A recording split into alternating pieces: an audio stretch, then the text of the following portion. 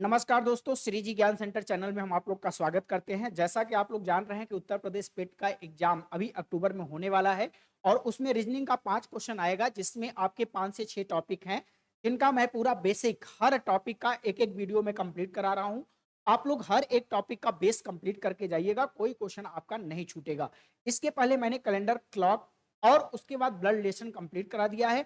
अब मैं direction distance इस वीडियो में आपको 10 से 15 मिनट में पूरा बेस कंप्लीट करने जा रहा हूं। ठीक है ना? तो आइए हम लोग देखते हैं डायरेक्शन एंड डिस्टेंस की बात करें।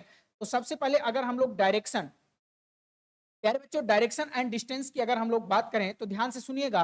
डायरेक्शन डिस्टेंस का हिंदी में क्या नाम है आप लोग जानते हैं?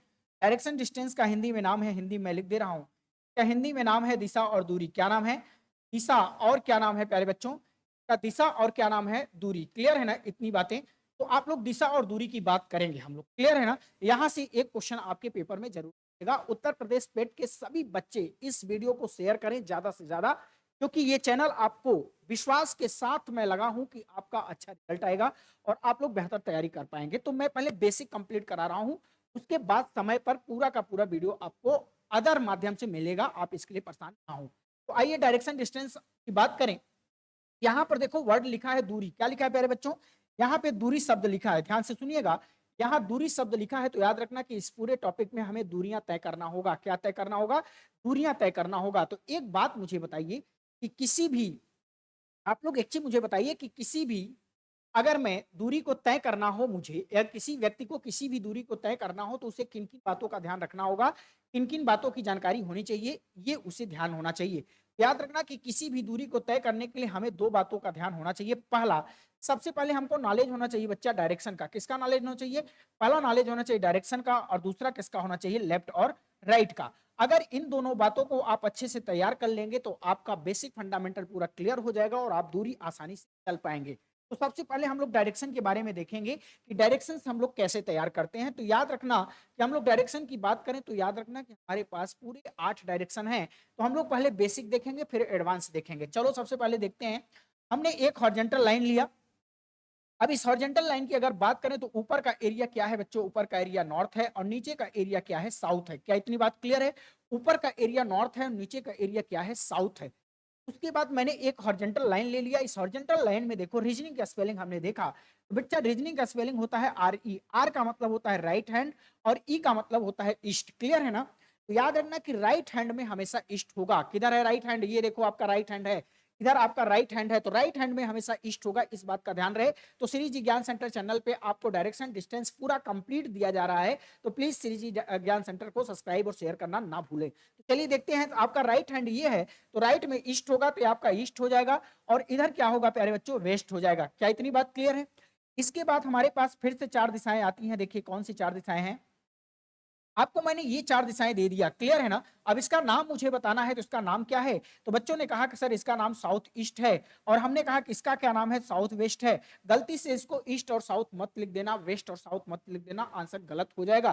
क्योंकि आप लोग पता है कि इंटर में एक टॉपिक है मैग्नेट, जिसको आप लोग बोलते हैं चुंबकत्व। आपने पढ़ा होगा, तो चुंबकत्व टॉपिक में आपने देखा होगा यहां पर मैग्नेट हैंग कर लिया गया था। क्लियर है ना? और साइंटिस्ट ने क्या किया कि मैग्नेट हैंग करने के बाद इसे धक्का दिया, और धक्का देने के बाद ऐसे सरल लोलक की तरह यह दोलन करता हुआ नजर आ रहा था। तो सरल लोलक की तरह ऐसे दोलन करता हुआ आ रहा था, ऐसे दोलन करता हुआ आ रहा था। अचानक, अचानक क्या हुआ? अचानक हुआ क्या कि मैग्नेट यहां पर आकर रुक गया।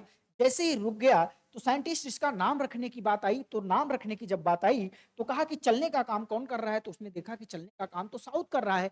तो देखा कि साउथ आधा चलकर ईस्ट में आया, तो नाम रखा साउथ ईस्ट। और यही साउथ जब इधर चल के आया तो इसका नाम क्या रखा? South west. इसी तरह से नॉर्थ पोल भी तो मूवमेंट कर रहा होगा मेरे प्यारे बच्चों। तो नॉर्थ पोल मूवमेंट कर रहा होगा, तो नॉर्थ इधर आ गया तो इसका नाम हो गया नॉर्थ ईस्ट, और इसका नाम क्या हो गया? North west. क्लियर है ना? ये आपकी आठों डायरेक्शन आपके सामने कंप्लीट बनके तैयार हो गई। अब जरा ध्यान से देखो, मैंने कहा कि जरा ध्यान से देखो कि ये आपका पूरा बेस लाइन है। ध्यान रखना कि बीचों बीच जो है बेस लाइन है। बेस लाइन के ऊपर तीन डायरेक्शन है, तीन डायरेक्शन, और बेस लाइन के नीचे भी तीन डायरेक्शन है। ऊपर तीन देखो, एक स्ट्रेट है, दो तिरछा है।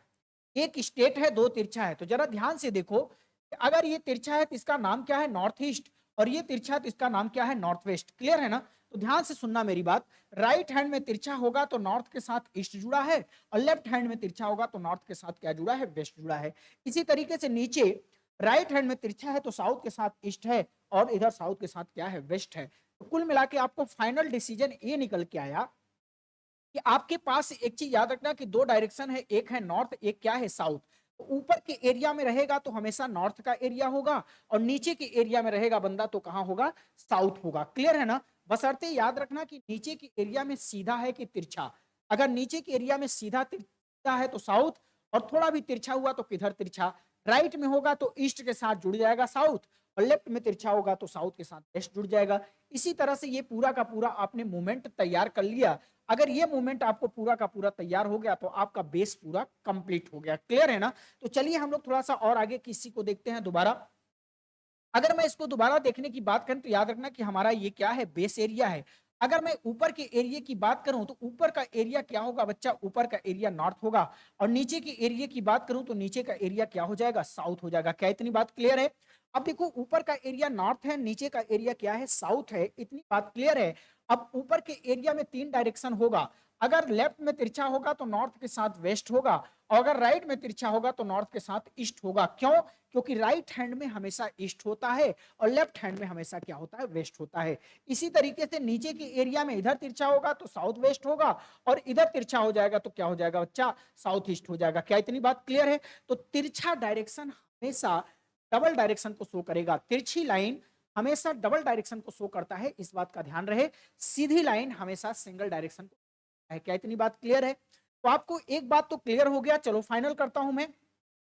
याद रखना कि इसको फाइनल याद रखना आप लोग, अगर ऊपर का एरिया है तो ऊपर का एरिया हमेशा नॉर्थ को शो करेगा, और अगर नीचे का एरिया है तो नीचे का एरिया हमेशा किसको शो करेगा प्यारे बच्चों, साउथ को शो करेगा।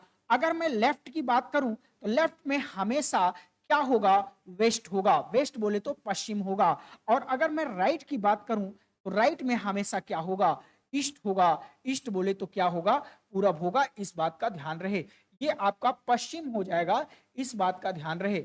ये आपका दक्षिण हो जाएगा, इस बात का ध्यान रहे। और ये आपका उत्तर हो जाएगा, इस बात का ध्यान रहे। तो ये आपको 4 पॉइंट मात्र याद रखना है। कौन कौन से पॉइंट 4 याद रखने हैं भाई, आप लोग बताएं।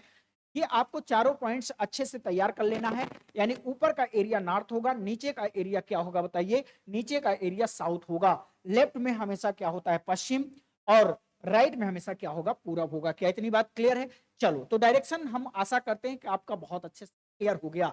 अब हम लोग सेकेंड पॉइंट पे आते हैं, कौन सा, लेफ्ट और राइट। तो जरा देखो लेफ्ट और राइट की बात करो तो सबसे पहले देखो घड़ी को याद करना आपको।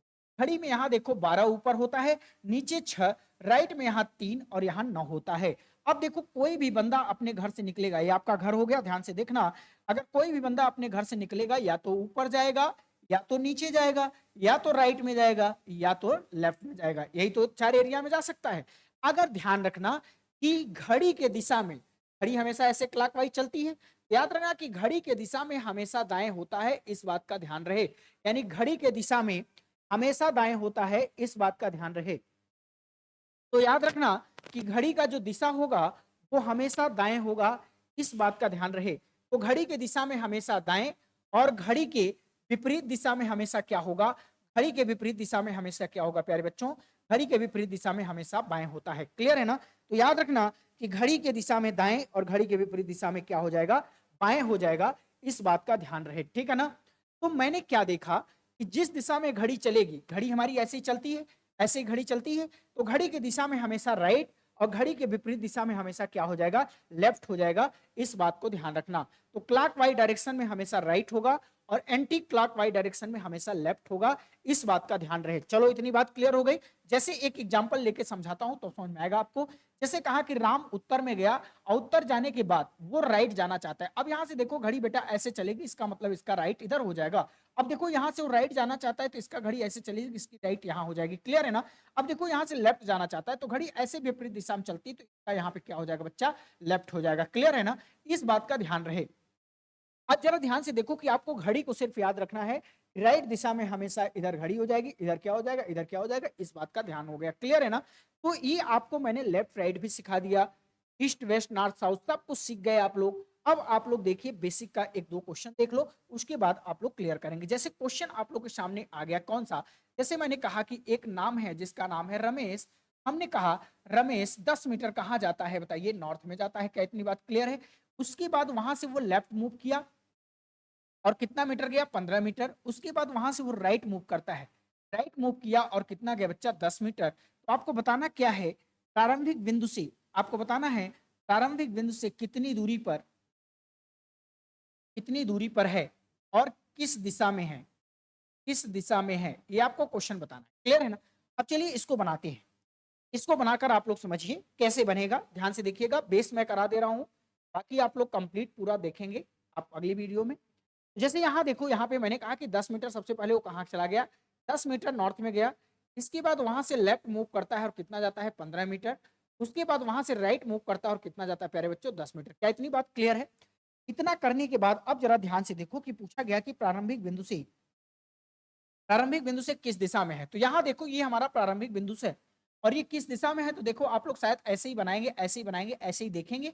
यानी ये कैसी लाइन है, तिरछी लाइन है और यहाँ से देखो ऊपर है कि नीचे। तो आपने देखा कि यहाँ से कहाँ है बंदा, ऊपर है।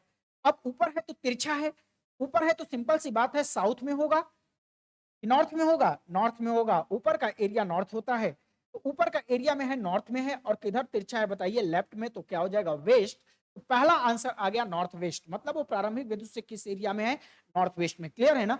वो प्रारंभिक बिंदु से किस दिशा में बेटा, नॉर्थ वेस्ट में। क्या इतनी बात क्लियर है। अब पूछा गया है कि प्रारंभिक बिंदु से कितनी दूरी पर है।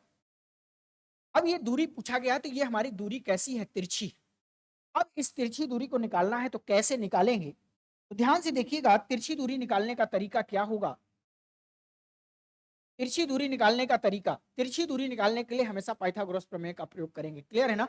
एक बात याद रखना कि डायरेक्शन डिस्टेंस में आज के बाद कभी भी तिरछी दूरी निकालना होगा तो पाइथागोरस प्रमेय का प्रयोग करना होगा। क्लियर है ना। और पाइथागोरस प्रमेय मैथ में हमेशा हमेशा कहाँ लगता है, पाइथागोरस प्रमेय हमेशा मैथ में आपको हाइपोटेनियस निकालने के लिए आता है, कर्ण निकालने के लिए दिया जाता है। तो वो हमेशा समकोण त्रिभुज में लगता है। किस में लगता है, समकोण, राइट एंगल। अब देखो ये समकोण त्रिभुज तो है नहीं, तो इसे समकोण त्रिभुज बनाना होगा। समकोण त्रिभुज बनाने के लिए आपको इस तरह से आगे बढ़ा लीजिए। अगर ये 10 है तो ये भी कितना हो जाएगा प्यारे बच्चों, 10। ये 15 है तो नीचे भी कितना हो जाएगा, 15। अब देखो यहां से यहां तक की दूरी कितना हो गई, 20, और यहां से यहां तक की दूरी कितना हो जाएगी, 15। अब तो आसानी से निकाल सकते हैं। आसानी से निकालने के लिए लंब का स्क्वायर यानी 20 का स्क्वायर प्लस 15 का स्क्वायर, तो ये हो जाएगा 400 प्लस हो जाएगा 225, तो कितना हो जाएगा बच्चा, 625। अंडर रूट से बाहर निकालेंगे तो कितना आंसर आ जाएगा, 25 का आंसर हो जाएगा। क्लियर है ना। तो ये देखिए आपका आंसर कितना हो गया, 25। क्या इतनी बात क्लियर है। ये आपके आंसर हो गए 25 मीटर्स। ये आपका प्रारंभिक बिंदु से दूरी। क्या इतनी बात क्लियर है। तो ये आपका पूरा का पूरा डायरेक्शन डिस्टेंस का बेस मैंने कवर करा दिया। बेस आपने कवर कर लिया, पेट एग्जाम के लिए बेस ही काफी है। अगर मेरी ये क्लास आप कंप्लीट हालत में देख पा रहे हैं सारे बच्चे, तो बेस आप अच्छे से कर लोगे तो कोई क्वेश्चन नहीं आएगा। कंप्लीट वीडियो पढ़ाने के लिए मुझे समय लेना होगा, कम से कम 2 से 3 वीडियो देना पड़ेगा। लेकिन पेट को ध्यान में रखते हुए कि पेट का पेपर अभी हाल में है, तो मैं वो सारे टॉपिक का बेस कवर करा दे रहा हूं।